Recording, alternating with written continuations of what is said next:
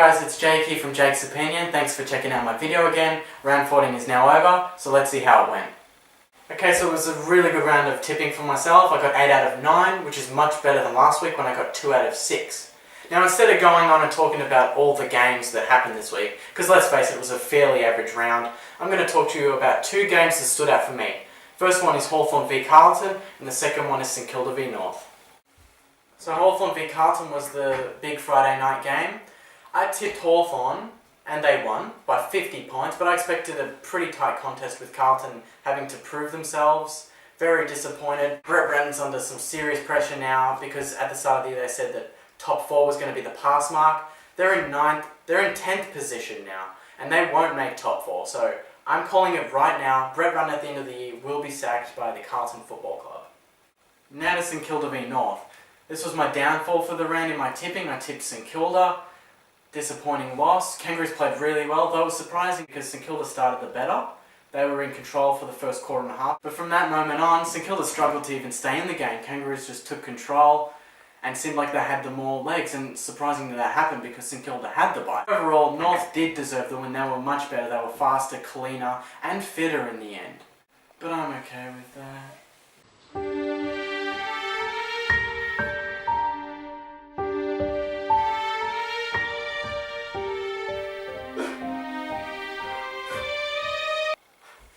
I'm fine, I swear. Okay, so now from the serious side of Jake's opinion. There are 2 issues that I want to talk about this week. The first one is just personal attacks on players. When I go to football, I see a lot of things and I hear a lot of things. And what I hear a lot of is people in the crowd laying personal attacks on players that have done something in the past and brought that up during a football match with kids around them. The reasons that they do even have are really small because the player gets a free kick and then they go and start personally attacking that player because he got a free kick. Now, does he actually blow the whistle himself? No, the umpires blow the whistle. What's the player got to do with it? Why are you bagging him? He didn't scream out, "Give me a free kick." He got a free kick. Sure, maybe it's either there or it's not. A lot of opposition supporters are going to say it's not, obviously, because that's how you're programmed. I will do that, but I won't personally attack that player, the opposition player.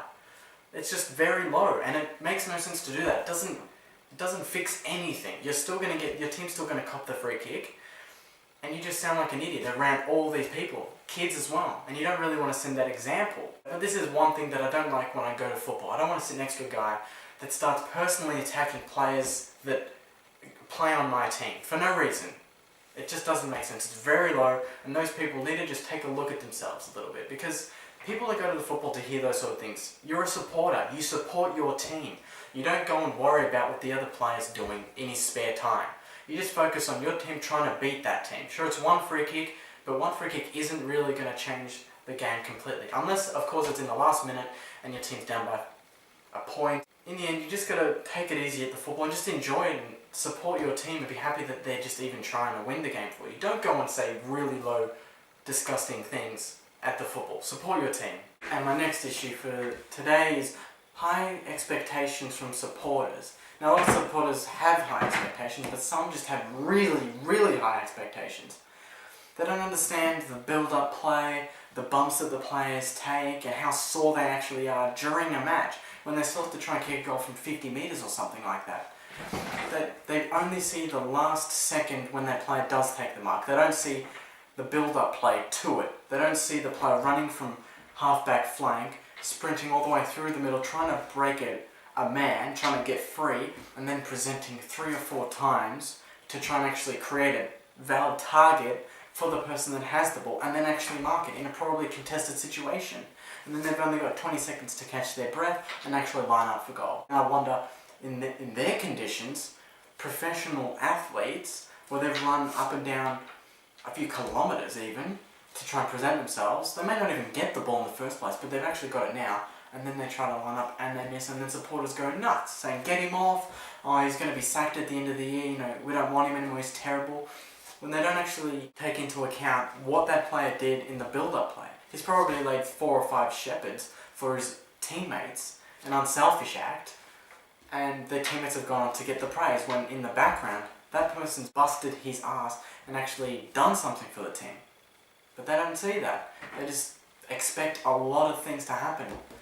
And it's unfair on the players because yes, they train all week, yes, there's game plans and they should do a bit better sometimes, but there's other times where you just have to understand that they've been smashed, they've run up and down, they're dead tired, it's deep into the last quarter, and then they're still expected to deliver? I don't understand that. I'm only very annoyed when someone takes a mark and it's only in the first quarter and they're running into an open goal and they shank it and they miss. There's really no excuse there, but when you see players like Nick Riewoldt, so I'm not being biased here because I'm a supporter, but Nick Riewoldt, he goes up for 20 contested marks a match. He will only get 2 or 3, but he's gone up for 20, and that's 3 or 4 defenders running in with the fly of the ball, smashing into him. Sometimes he'll take the mark, he's out of breath, his ribcage is killing him because he's been smashed in it, and he's bagged because he's missed a goal. But they don't understand that this guy's run 4 or 5 kilometres, doubled back on leads and everything, and then taken a contested mark between 4 defenders. They just need to lower their expectations a little bit.